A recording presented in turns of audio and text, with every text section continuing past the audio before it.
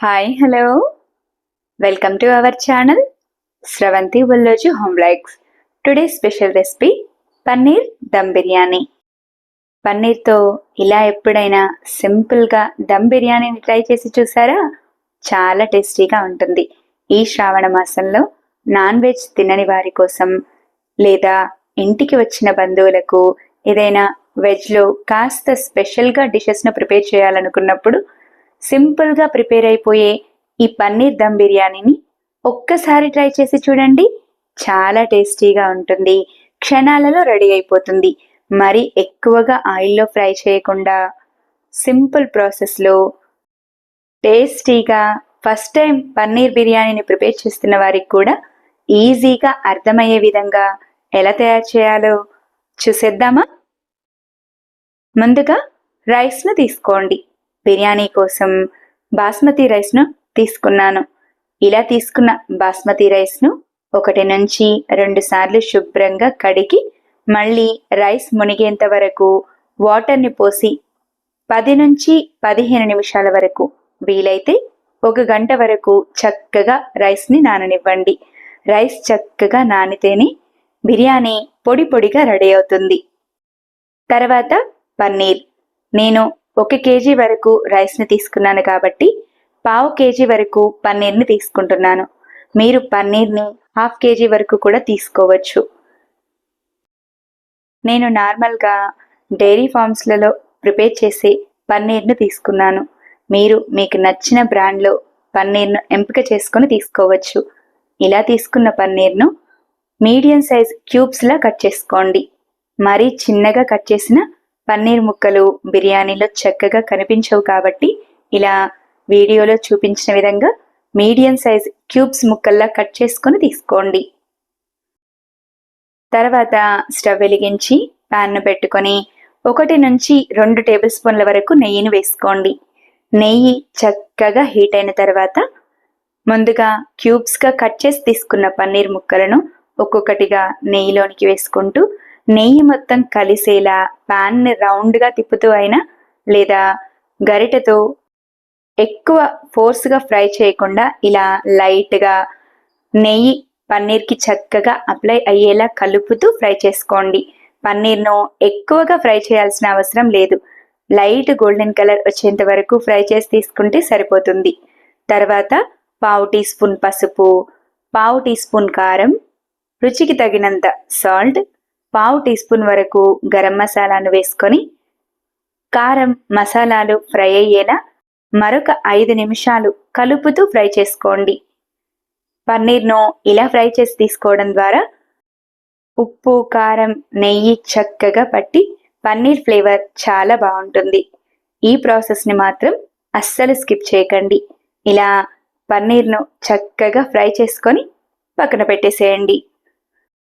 తర్వాత స్టవ్ వెలిగించి కాస్త వెడల్పుగా అడుగు మందంగా ఉన్న పాన్ను పెట్టుకొని బౌల్లో సగం కంటే ఎక్కువగా వాటర్ని పోసుకోండి. రైస్ని ఉడికించి తీసుకుంటున్నాము కాబట్టి వాటర్ క్వాంటిటీ ఎక్కువగా తీసుకుంటే సరిపోతుంది. ఇలా తీసుకున్న వాటర్లోనికి రుచికి తగినంత సాల్ట్, మసాలాలను యాడ్ చేసుకోండి. మసాలాలు అంటే దాల్చిన చెక్క, లవంగాలు, ఇలాచీ, బగారా ఆకు, పపాయ ఫ్లేవర్, 1/2 స్పూన్ మిరియాలు, కొద్దిగా రాతి పువ్వు. నేను నా దగ్గర ఉన్న మసాలాలన్నింటినీ వేసుకున్నాను.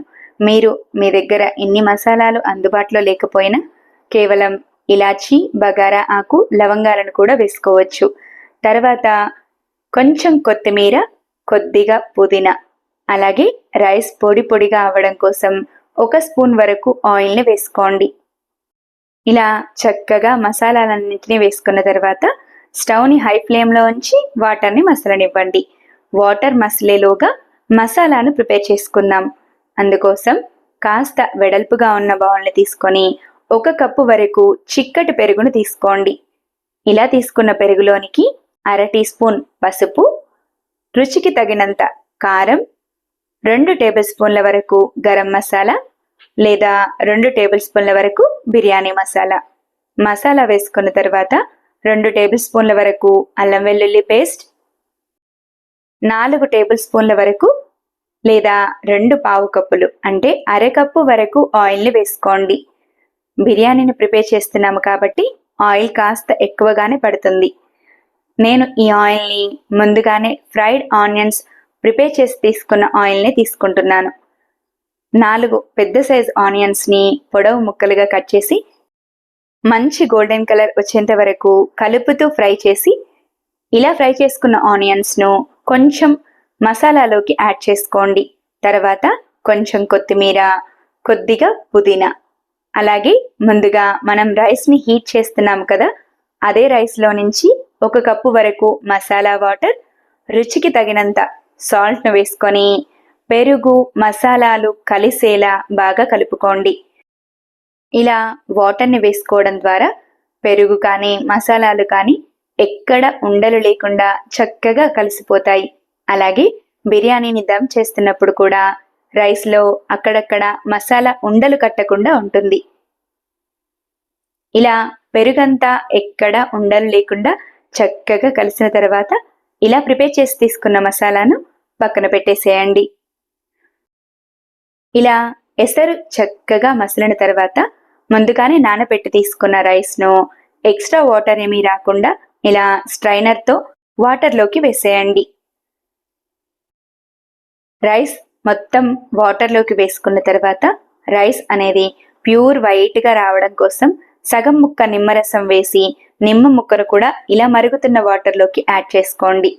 రైస్ వేసిన తర్వాత స్టవ్ని మీడియం ఫ్లేమ్లోకి టర్న్ చేసుకొని కలుపుతూ రైస్ 90% ఉడికేంత వరకు ఉడికించండి.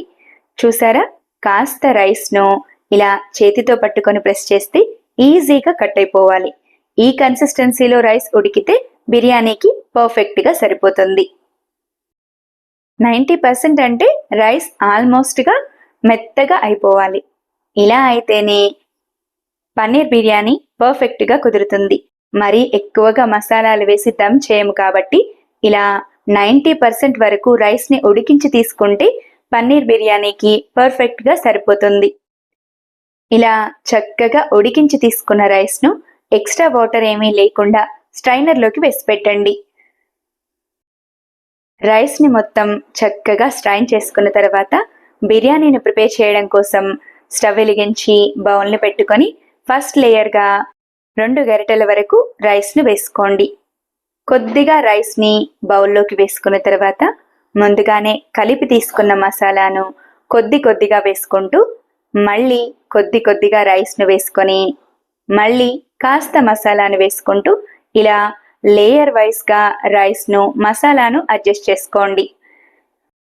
ఇలా రైస్ మొత్తాన్ని బౌల్లోకి వేసుకున్న తర్వాత ముందుగానే నెయ్యిలో ఫ్రై చేసి తీసుకున్న ఫ్రైడ్ పన్నీర్, అలాగే కాస్త ఫ్రైడ్ ఆనియన్స్, సన్నగా చాప్ చేసిన కొత్తిమీర తరుగు, రైస్ మంచి కలర్ఫుల్గా ఉండడం కోసం పావు కప్పు రైస్ని ఉడికించిన వాటర్ని తీసుకొని అందులోనికి పావు టీ స్పూన్ వరకు పసుపును కలుపుకొని కొద్దిగా రైస్లోకి యాడ్ చేసుకోండి. ఇలా వేయడం ద్వారా ఫుడ్ కలర్ ఏమీ వేయాల్సిన అవసరం లేకుండా న్యాచురల్గానే బిర్యానీ కలర్ఫుల్గా ఉంటుంది. చివరగా సన్నగా చాప్ చేసిన కొత్తిమీర తరుగును వేసుకొని బౌల్పై మూతను పెట్టి 10 నుంచి 15 నిమిషాల వరకు చక్కగా దమ్మవనివ్వండి. అలాగే రైస్పై మూత పెట్టిన తర్వాత బరువు కోసం చపాతీ పీటను కానీ లేదా ఏదైనా గిన్నెలో సగం కంటే ఎక్కువగా వాటర్ని పోసి కానీ బౌల్పై పెట్టేయండి.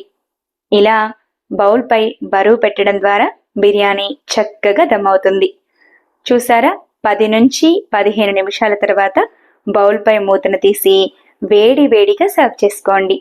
అంతే, సింపుల్గా టేస్టీగా పన్నీర్ దమ్ బిర్యానీ రెడీ. ఈ శ్రావణ మాసంలో నాన్ వెజ్ తినని వారి కోసం కాస్త స్పెషల్గా ఇలా ఒక్కసారి ట్రై చేసి చూడండి, అద్భుతంగా ఉంటుంది. మరి ఇంకెందుకు ఆలస్యం, మీరు కూడా తప్పకుండా ట్రై చేసేయండి. నా వీడియో కనుక మీకు నచ్చినట్టయితే లైక్ చేయండి. ఇలాంటి మరెన్నో ఇంట్రెస్టింగ్, టేస్టీ, హెల్దీ రెసిపీస్ కోసం నా ఛానల్ని సబ్స్క్రైబ్ చేయండి.